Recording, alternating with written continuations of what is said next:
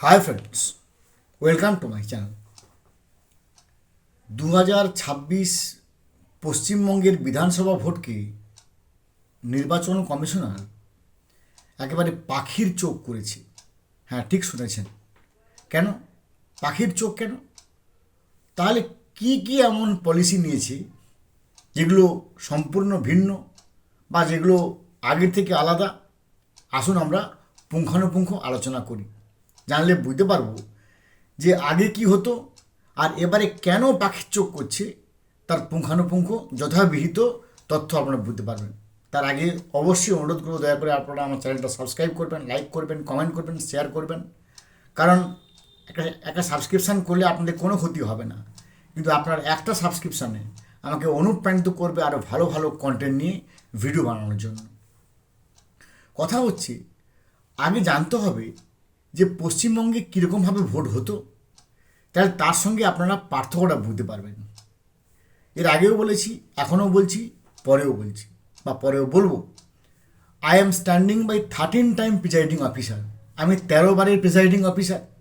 তাই ভোট কীভাবে হয়, ভোট কীভাবে হতো, ভোট কীভাবে চলছে, ভোট কীভাবে চালানো হতো, সেগুলোকে অন্তত আমরা যারা 13 বারের প্রিজাইডিং অফিসার অত্যন্ত ভালো করে জানি। কিন্তু আমরা নিরুপায়। আমাদের তার আইনি ব্যাখ্যা অনুযায়ী আমাদের কিন্তু একটা নির্দিষ্ট সীমা পর্যন্ত আমাদের আইনে হাত পা বাঁধা থাকে, তার বাইরে আমরা এগোতে পারি না। আমি ছোট্ট একটা উদাহরণ দিই। আমি এর আগের পঞ্চায়েত ভোটে কোথায় পড়েছে, কী পড়েছে, সেগুলোর নাম আমি বলবো না, কিন্তু ঘটনাটা কি না, আমার হচ্ছে 1258 ভোটার।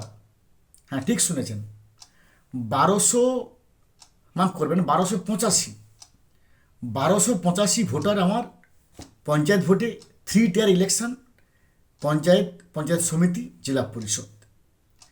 তো এই 3টে টায়ার নিয়ে 1285 ভোট, মানে 1285 ইন্টু 3, 3800-র উপরে ব্যালট পেপার আমাকে সই করতে হয়।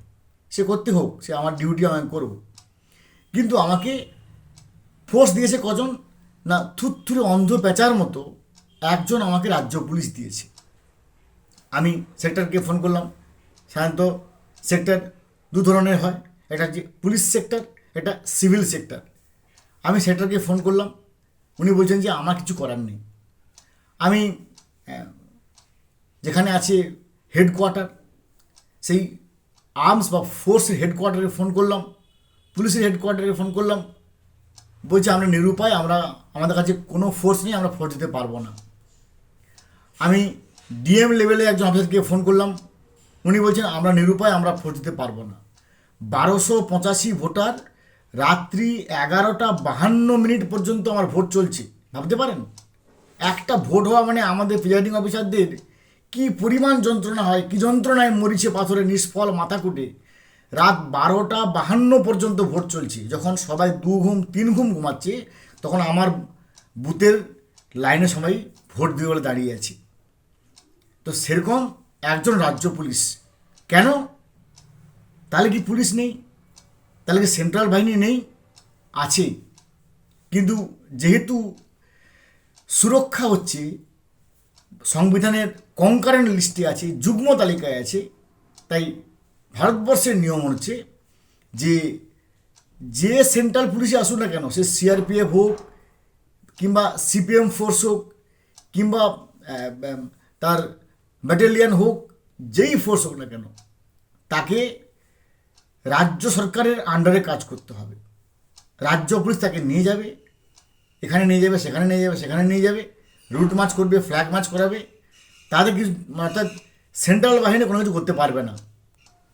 আর কি হতো, সেন্ট্রাল বাহিনীকে ডাকলেও সে সিআরপিএফ কিংবা ব্যাটালিয়ান কিংবা সিপিএম ফোর্স, তারা সবাই বুথের বাইরে থাকতে পারত, বুথের ভেতর প্রবেশ করতে পারতো না। কিন্তু এবার পশ্চিমবঙ্গের বিধানসভা ভোটে নির্বাচন কমিশনার পুঙ্খানুপুঙ্খ বুঝতে পেরেছে। কেন বুঝতে পেরেছে? যতবারই ভোট হয়েছে, যখন আমরা নিরুপায় হয়েছি, যেহেতু আমরা লেখালেখি করি, আনন্দবাজারে লিখি, বর্তমানে লিখি, যুগসংখ্যে লিখি, টেলিগ্রাফে লিখি, তার জন্য আমরা বারবার অসহায়ভাবে লেখালেখি করি যে আমাদের অসহায়ত্ব, কোন জায়গায় আমরা অসহায় হয়ে কাজ করি। আমার মনে হয় সে কথাগুলো প্রথম নির্বাচন কমিশনার কান পর্যন্ত গেছে। তিনি এবার কি করেছেন দেখুন, কি কি পদক্ষেপ নিয়েছে। প্রথম ছিল বুথের ভিতরে সিআরপিএফ বা সিপিএম ফোর্স ঢুকতে পারত না, কিন্তু এবারে নিয়ম করেছে বুথের ভেতরেই থাকবে সেন্ট্রাল বাহিনী। অর্থাৎ সেই ভয় দেখিয়ে, চাপ দেখিয়ে, জানলা দিয়ে মুখ গলিয়ে, ভাই আমি তোমার, তুমি আমার, তুমি আছো আমি আছি, হ্যাঁ আমি আছি তুমি নেই, কিছু চলবে না। বুথের ভেতরেই থাকবে সিআরপিএফ বা সিপিএম ফোর্স বা সেন্ট্রাল বাহিনী। ফলে আর পালাবার পথ নেই, জম আছে পিছিয়ে। তারপরে কি না, পুলিশের আন্ডারে কাজ করতে হতো। রাজ্য পুলিশ ফ্ল্যাগ মার্চ করাতো, রাজ্য পুলিশ রুট মার্চ করাতো, রাজ্য পুলিশ পথ দেখাতো না। এবার সেন্ট্রাল বাহিনী তারা নিজেরা ফ্ল্যাগ মার্চ করবে, তারা নিজেরা রুট মার্চ করবে, এবং তারাই ঠিক করবে মাইক্রো অবজারভারের মধ্য দিয়ে। যিনি মাইক্রো অবজারভার হবেন তিনি সব কিছু ঠিক করবেন, যে কোন জায়গায় পুলিশ যাবে, কোন জায়গায় পুলিশ যাবে না, কোন জায়গায় পুলিশ ইনস্টলেশন হবে, কোন জায়গায় মানে সেন্সিটিভ, হাইপার সেন্সিটিভ, এটা সম্পূর্ণ করা হতো রাজ্যের উপরে, কিন্তু রাজ্যের কাছ থেকে সেই অধিকার কেড়ে নেওয়া হচ্ছে। মাইক্রো অবজারভার যা বলবে, যখন বলবে, যেভাবে বলবে, সেন্ট্রাল বাহিনী সেভাবে কাজ করবে। আর কি করা হচ্ছে না, এখন থেকেই তথ্য সংগ্রহ করা হচ্ছে।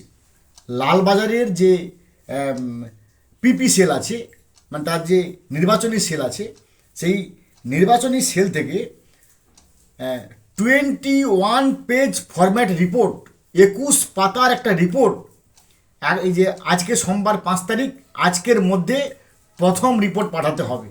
কী কী রিপোর্ট পাঠাতে হবে আমি এর পরে ভিডিওতে সম্পূর্ণ তার পুঙ্খানুপুঙ্খ, কারণ একটা ভিডিও তাহলে অনেক বড় হয়ে যাবে। শুধু এটুকু জেনে রাখুন যে তথ্য সংগ্রহ যে করা হবে সেগুলো direct Lalbazar to Delhi, Delhi to Lalbazar, Lalbazar to Delhi. আর এখানে ভাই থার্ড পার্সন কোনো হয় ইনভলভ করা হবে না, কারণ কি হয় কি না হয়, কিভাবে হয়, কিভাবে করানো হয়, সেগুলো সব কিছুই ইম্পোজড হয়ে গেছে, এক্সপোজড হয়ে গেছে। তাই 21 পেজ ফরম্যাট রিপোর্ট এটা অত্যন্ত গুরুত্বপূর্ণ, এবং নির্বাচন কমিশনার একেবারে নিখুঁত ভোট করানোর লক্ষ্যে পাখির চোখের মতো এই পশ্চিমবঙ্গ বিধানসভার দিকে এগোচ্ছে। এটা হয়তো অনেকের মনে হতে পারে যারা দুষ্কৃতী, যারা বদমাস, যারা গুন্ডা, যারা প্রফেশনাল লুটেরাজ, তাদের ক্ষেত্রে কিন্তু সমস্যা হবে। কেন বলুন তো? কারণ ইউরিয়া দিলে পাকাল মাছ বেরিয়ে আসে, নুন দিলে যোগের সমস্যা হয়, তাদের সমস্যা হতে পারে। কিন্তু যারা আমাদের মতো সহজ সরল পশ্চিমবঙ্গ অধিবাসী, আমাদের ক্ষেত্রে একটা আশীর্বাদ হিসেবে নেমে আসবে। ভালো থাকুন, have a good day, thanks.